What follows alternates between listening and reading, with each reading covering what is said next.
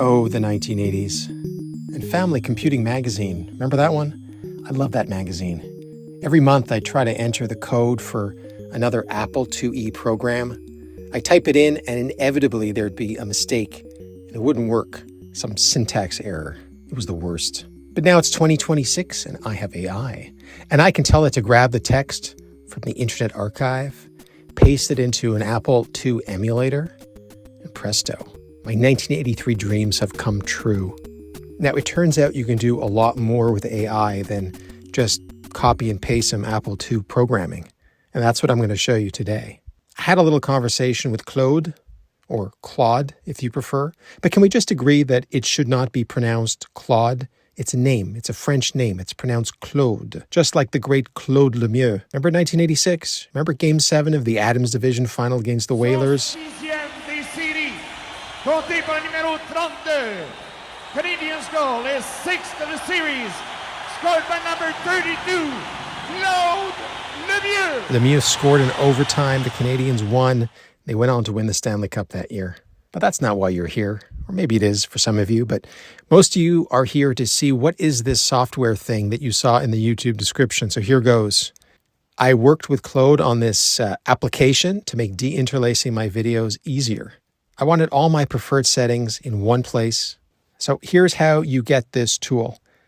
Do a Google search for Video Capture Guide, scroll down, find the website, click download, and that takes you to the GitHub, which is the most complicated looking website in the world, but stay with me. On the right side where it says releases, that's where you have to go.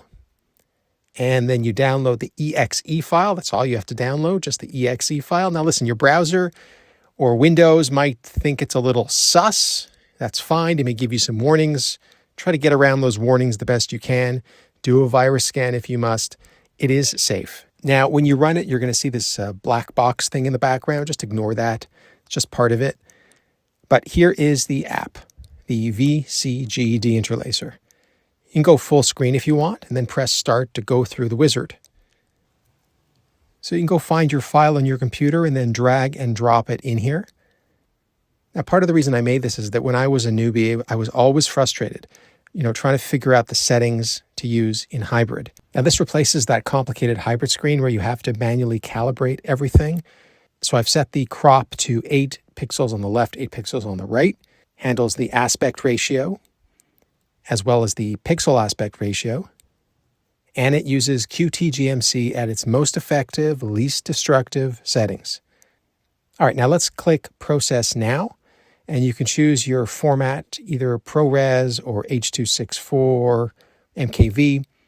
If you're going to bring this video into Topaz Video AI later, I suggest ProRes MOV. That's what I use. Now, while this video is rendering, let's have a look at the help file. So if you're a nerd or an expert and you want to see what settings have I applied on this in the background, you can have a look. It's all described in detail there. All right, the video file has been properly rendered. And there's an option here to do a side-by-side comparison. It's a little bit of a gimmick, but it'll take the first 20 seconds of the video. All right, let's go back to an earlier step. There was an advanced options button. Again, I don't recommend this for newbies, but if you're an expert or you're somebody who has some experience and you want to see what this does, go ahead and click it. The software does some analysis to suggest settings to you. Right? This is all experimental. I'm curious to see what people think of it. If there are ways to improve it, let me know. But you can add a little bit of degraining. It also takes care of chroma bleeding. You can adjust the Luma levels. And there's even an audio fix, because on some of my videos that I recorded with a microphone back in the day, it only recorded onto I think on the left channel. So what this will do is it will look for the audio and it will put it on both channels so that you have sound coming out of both speakers. Last thing to say is that you can do batch files, right? You can put multiple files and it will work, but only put files that you know for certain are of the same type. So all NTSC, all, SD captures, all top field first. Make sure they're all the same, because if not, then the software will give you a little bit of a warning to let you know that they're not the same. All right, this software is obviously beta, and I'm looking for feedback. So you can leave a comment here, or you can leave a comment at GitHub. You can let me know if there's a setting that I should be adding to this. But again, the goal of this was to make it a very simple program focused on de-interlacing.